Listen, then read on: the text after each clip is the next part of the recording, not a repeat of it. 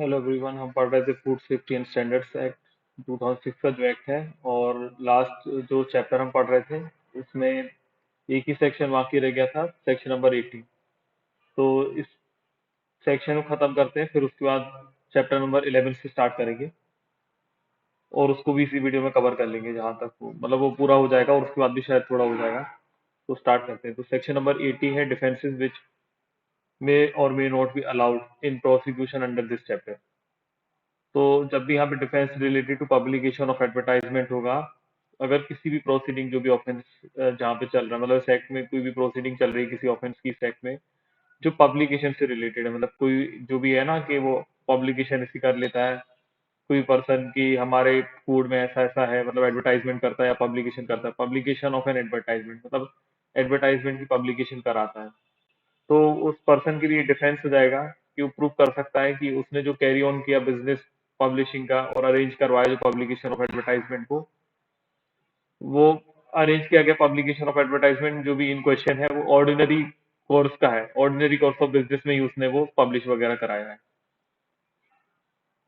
लेकिन जो क्लॉज 1 का डिफेंस है उसको तब अप्लीकेबल नहीं होगा, does not apply if person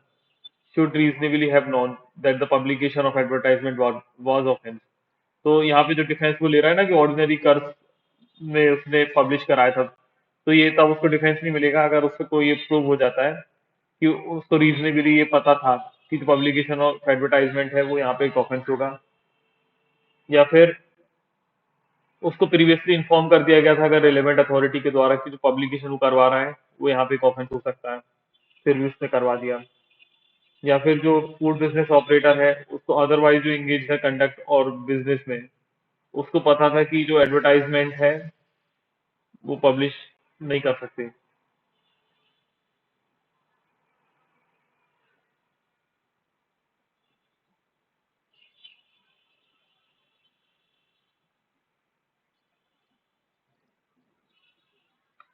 तो मतलब फूड बिजनेस ऑपरेटर और जो पर्सन अदरवाइज इंगेज है वो भी यहाँ पे नहीं पब्लिश कर सकते थे।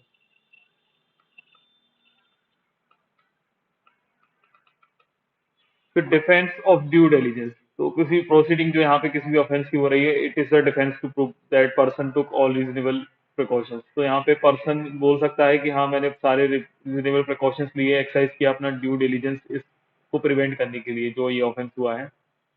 और जो भी पर्सन है अनदर पर्सन जिसके मतलब जो और commission of offence by other person के द्वारा भी, मतलब बाय सच पर्सन और अदर पर्सन जो भी उस पर्सन के कंट्रोल में थे, सबको उसने यहाँ पे प्रिवेंट करने के लिए कोशिश की, रीजनेबल प्रिकॉशंस लेके ऑफेंस ना हो, ड्यू डिलिजेंस किया। फिर without limiting ways in which the person में सेटिस्फाई द रिक्वायरमेंट क्लॉज 1, तो क्लॉज 1 की रिक्वायरमेंट को यहाँ पे किसी भी तरीके से लिमिट नहीं किया जा सकता, बल्कि जो पर्सन है यहाँ पे वो सेटिस्फाई कर सकते हैं रिक्वायरमेंट अगर ये प्रूव हो जाए। किस तरीके से? सबसे पहले इसमें क्लॉज वाइज दिया हुआ है, तो सबसे पहले एक क्लॉज है कि जो कमीशन ऑफ ऑफेंस हुआ है वो act on default of an other person, मतलब किसी और पर्सन की गलती, किसी और पर्सन के डिफॉल्ट के कारण हुआ है। या फिर रिलायंस और information supplied by another person, मतलब किसी पर्सन की इंफॉर्मेशन पे रिलाई किया गया यहाँ पे जो किसी अदर पर्सन ने सप्लाई की थी। और ये जो पर्सन है इसने कैरी ऑन किया है ऑल चेक्स ऑफ फूड, जो भी कंसर्न फूड है, रीजनेबल इन ऑल सर्कमस्टेंसेज में। और it shall be reasonable in all circumstances, सारे सर्कमस्टेंसेस में रीजनेबल होगा कि rely on checks carried out by the person who supplied such food to that person, मतलब उसने सारे रीजनेबल सर्कमस्टेंसेस किए थे और चेक्स वगैरह किए थे कि जो भी पर्सन उसको फूड वगैरह सप्लाई कर रहा है। और सी में है कि जो पर्सन है वो बता देगा कि person did not import food from jurisdiction of another country, तो उसने किसी अनदर कंट्री से कोई भी फूड को नहीं इम्पोर्ट किया है। और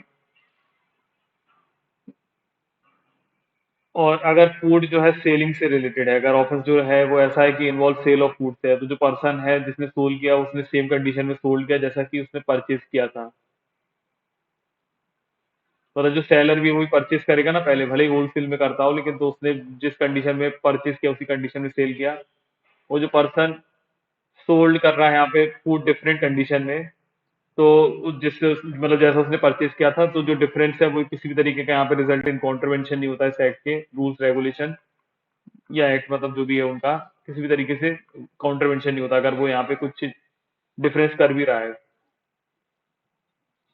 So if the person did not know or has reason to suspect at the time of commission of alleged offence, the person's act omission would constitute an offence under the 11th section. तो जब भी कोई person था उसको ये पता नहीं था, ना ही उसको रीजनेबल सस्पेक्ट था, मतलब वो जानता भी नहीं था और उसको ये अंदेशा भी नहीं था जानने का, मतलब उसको पता भी नहीं हो सकता था कि जो भी पर्सन यहाँ पे ऑफेंस कर रहा है उसका यहाँ पे ओमिशन या एक्ट जो होगा वो एक ऑफेंस को कॉन्स्टिट्यूट कर देगा इस एक्ट में. Subsection A of clause second, another person does not include person who is. तो अनदर पर्सन यहाँ पे कौन नहीं इंक्लूड होगा, तो यहाँ पे एम्प्लॉय और एजेंट ऑफ द डिपेंडेंट यहाँ पे नहीं माना जाएगा. जो हम अनदर पर्सन कर रहे थे ना, मतलब यहाँ पे क्लॉज 3 जो बोल रहा है वो ये बोल रहा है कि क्लॉज 2 के सबसेक्शन ए में जो बताया था तो उसमें क्या बोल रहा था वो कि किसी और पर्सन के डिफॉल्ट कारण हुआ है या किसी और पर्सन ने कोई रिलायंस इंफॉर्मेशन दी, तो वो अनदर पर्सन कौन होगा उसके बारे में बात हो रही है. तो अनदर पर्सन यहाँ पे कौन होगा, मतलब अनदर पर्सन में कौन नहीं आएगा, तो अनदर पर्सन में उसी का एम्प्लॉय एजेंट और नहीं आएगा जो डिफेंडेंट का, मतलब डिफेंडेंट अपने एम्प्लॉय और एजेंट को बोल दे कि वो अनदर पर्सन है तो वो यहाँ पे नहीं आएगा. या फिर डिफेंडेंट कोई कंपनी है तो उसका डायरेक्टर एम्प्लॉय एजेंट वगैरह उसमें नहीं आएंगे. और without limiting the ways which person satisfy the requirement of clause one की रिक्वायरमेंट जिसमें उस यहाँ पे कर सकता है उसको बिना लिमिट करे आइटम जो कि subsection 1 of sub clause B of clause second में दिए हैं, तो person satisfy require proving that, person यहाँ पे रिक्वायरमेंट को सेटिस्फाई कर सकता है प्रूव करके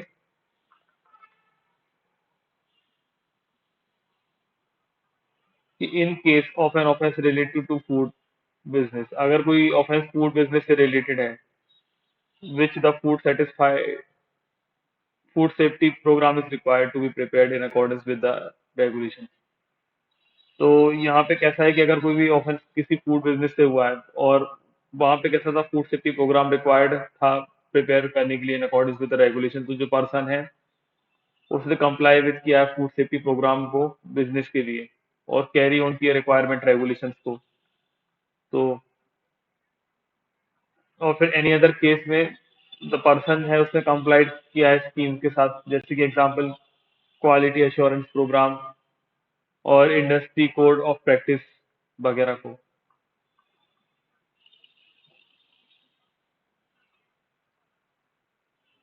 और उसने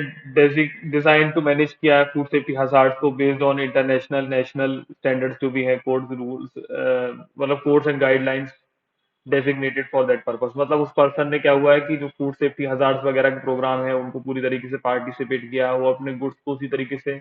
मैनेज किया और national international standards code of guidelines जो है उनको फॉलो किया और डॉक्यूमेंटेड इन सेम मैनर, उसने सेम मैनर में उसको डॉक्यूमेंटेड भी किया है.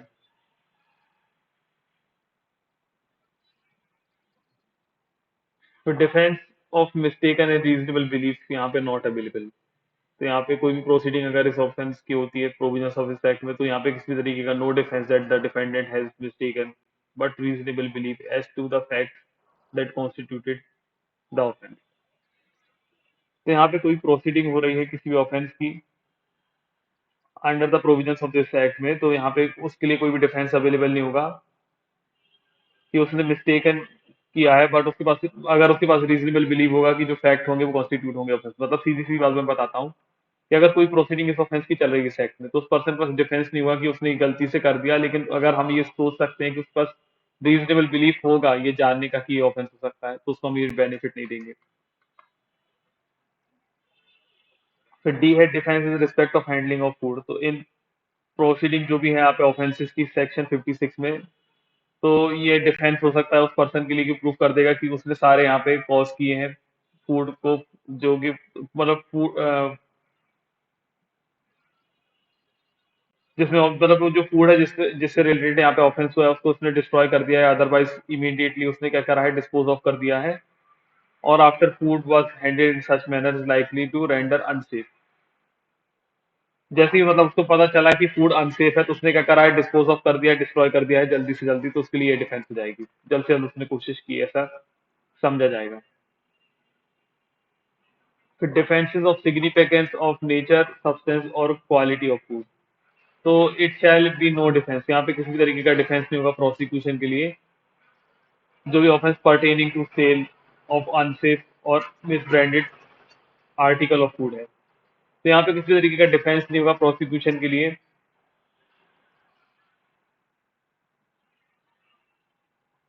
कि जो फूड उसने अनसेफ या मिसब्रांडेड फूड आर्टिकल भेजा है, वो यहाँ पे फूड बिजनेस ऑपरेटर जो है वो इग्नोरेंट था उसकी नेचर, सब्सटेंस, क्वालिटी के बारे में, फूड का जो भी वो बेच रहा है, या फिर परचेसर जो उसने जिसने यहाँ पे, या फिर मतलब क्या होता है कि यहाँ पे ये, वो सिर्फ इतना नहीं बोल सकता फूड बिजनेस ऑपरेटर कि मैं तो इग्नोरेंट था इसकी क्वालिटी वगैरह के बारे में जो कि अनसेफ है, मिसब्रांडेड है, जो कि परचेसर ने यहाँ पे परचेज कर लिया है और एनालिसिस कर लिया है, जो कि वो पर्सन यहाँ पे प्रोड्यूस भी नहीं हुआ था सेल के द्वारा, मतलब जो पर्सन है यहाँ पे, मतलब purchaser having purchased any article for analysis was not produced by sale, और ये भी नहीं बोल सकता वो कि जिस पर्सन ने यहाँ पे एनालिसिस करा लिया है परचेसर ने, मतलब जो परचेसर ने फूड को एनालिसिस करा लिया है वो प्रोड्यूस नहीं हुआ सेल के द्वारा, ऐसा भी नहीं बोला जा सकता। अब chapter number 10, sorry chapter number 11 है, वो पूरा प्रीवियस चैप्टर नंबर 10 था, अब ये चैप्टर नंबर 11 है, finance account audit and report. तो ऑडिट वगैरह का मतलब मैंने आपको बता ही दिया था। फाइनेंस, आपको पता ही है कि फाइनेंस मतलब होता है निवेश या जो भी है फाइनेंस मनी से रिलेटेड, और अकाउंट वगैरह आपको पता है रिपोर्ट्स उनकी। तो ये स्टार्ट होता है सेक्शन नंबर 81 से, जो है बजट ऑफ फूड अथॉरिटी। तो जो फूड अथॉरिटी है वो प्रिपेयर करेगी, सेक्शन 81 बोलता है फॉर्म और उस मैनर में, उस टाइम पीरियड में, ईच फाइनेंशियल ईयर के लिए, जैसा कि प्रिस्क्राइब किया गया हो सेंट्रल गवर्नमेंट के द्वारा अपने बजट में, अपना एक बजट बनाएगी, it's budget for next financial year, अगली फाइनेंशियल ईयर के लिए बजट बनाएगी और शोविंग करेगी वहां पे estimated receipt and expenditure of food authority. तो फूड अथॉरिटीज की वहां पे एस्टिमेटेड रिसिप्ट एंड एक्सपेंडिचर को बताएगा और फॉरवर्ड कर देगा सेम सेंट्रल गवर्नमेंट को। अब फूड अथॉरिटी जो है वो prior approval of central government, central approval, government के अप्रूवल के पहले ही यहाँ पे वर्ड आउट कर सकता है फाइनेंशियल रेगुलेशंस को, जो कि स्पेसिफाई हुआ है किसी पर्टिकुलर प्रोसीजर जो कि ड्रॉन अप हुआ है एंड इम्प्लीमेंट किया है अथॉरिटी बजट में। तो यहाँ पे जो फूड अथॉरिटी है वो प्रायर अप्रूवल लेके यहाँ पे सेंट्रल गवर्नमेंट का एडॉप्ट कर सकती है फाइनेंशियल रेगुलेशंस को, जो कि स्पेसिफाई होंगी इन पर्टिकुलर में, और जो प्रोसीजर यहाँ पे ड्रॉ अप करेगी वो इम्प्लीमेंटेशन करने के लिए अथॉरिटी बजट से रिलेटेड। सेक्शन 82 है फाइनेंसिस ऑफ फूड अथॉरिटी। तो यहाँ पे सेंट्रल गवर्नमेंट जो है वो आफ्टर ड्यू अप्रोप्रिएशन यहाँ पे मेक कर सकती है food authority grants of such sum of money as central government में थिंक्स फिट। तो सेंट्रल गवर्नमेंट यहाँ पे ड्यू अप्रोप्रिएशन करके क्या कर सकती है, फूड अथॉरिटी को यहाँ पे ग्रांट वगैरह दे सकती है of such sum as central government में थिंक्स फिट, जैसे कि सेंट्रल गवर्नमेंट को ठीक लगे। तो जो फूड अथॉरिटी है on recommendation of central advisory committee, और food authority central advisory committee के साथ मिलके यहाँ पे स्पेसिफाई करेगी graded fee from licence food business operator या फिर एक्रीडिटेड लेबोरेटरीज और food safety auditors to be charge by commissioner of food safety. तो यहाँ पे फूड अथॉरिटी जो है वो रिकमेंडेशन पे फूड सेंट्रल एडवाइजरी कमेटी की, मतलब फूड अथॉरिटी जो है वो रिकमेंडेशन लेके सेंट्रल एडवाइजरी कमेटी की स्पेसिफाई करेगी एक ग्रेडेड फी, जो कि लाइसेंस ऑफ फूड ऑपरेटर्स वगैरह को देना पड़ेगा, एक्रेडिटेड लेबोरेटरीज को और फूड सेफ्टी ऑडिटर्स को, charge by commissioner of food safety, जो कि फूड सेफ्टी कमिश्नर चार्ज करेंगे इन लोगों से, मतलब इन पर्टिकुलर लोगों से।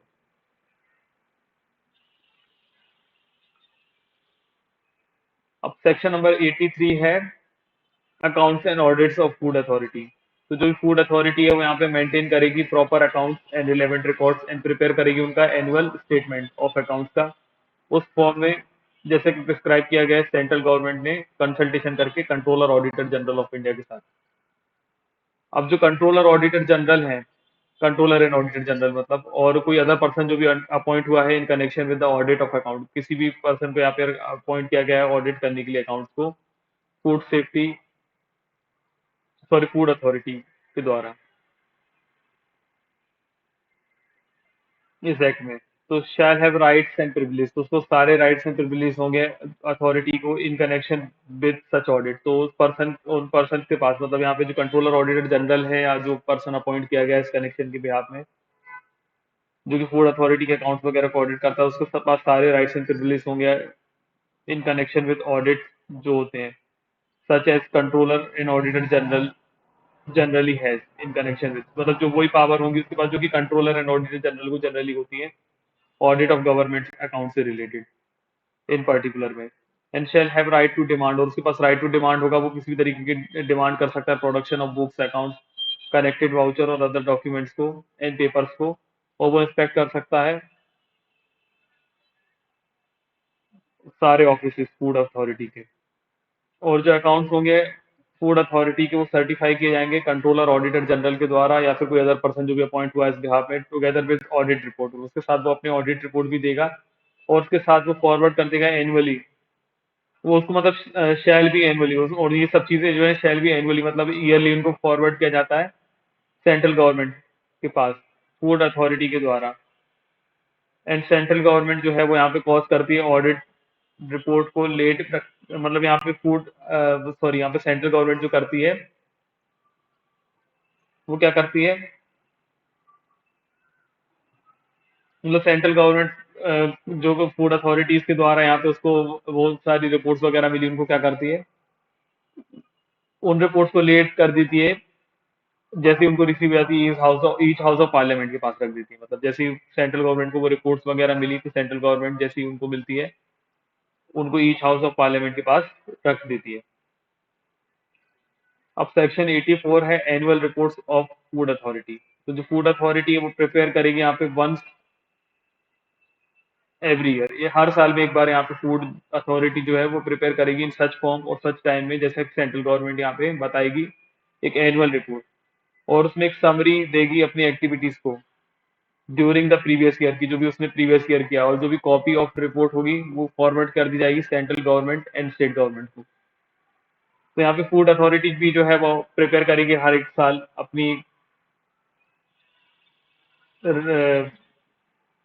अपनी एक एनुअल रिपोर्ट, और उसको दे देगी समरी वगैरह में कि उसने क्या क्या एक्टिविटीज की, और उसकी कॉपीज जो है प्रीवियस ईयर की, मतलब जो मतलब ड्यूरिंग द प्रीवियस ईयर उसने क्या क्या किया उसकी कॉपीज वो रिपोर्ट की फॉरवर्ड कर देगा central government and state government दोनों को। और जो कॉपी होगी उस रिपोर्ट की जैसे उनको रिसीव होती है सबसेक्शन 1, मतलब गवर्नमेंट के पास जैसी कॉपीज पहुंचती है सबसेक्शन 1 की, तो वो लेट कर देंगे as soon as may be after it is receive, जैसे उनको रिसीव होती है ईच हाउस ऑफ पार्लियामेंट के पास, तो वो लोग ईच हाउस ऑफ पार्लियामेंट के पास वो चीजों को रख देंगे। सो इस वीडियो में इतना ही, नेक्स्ट चैप्टर हम नेक्स्ट वीडियो में कवर करते हैं, एक ही चैप्टर बचा हुआ है।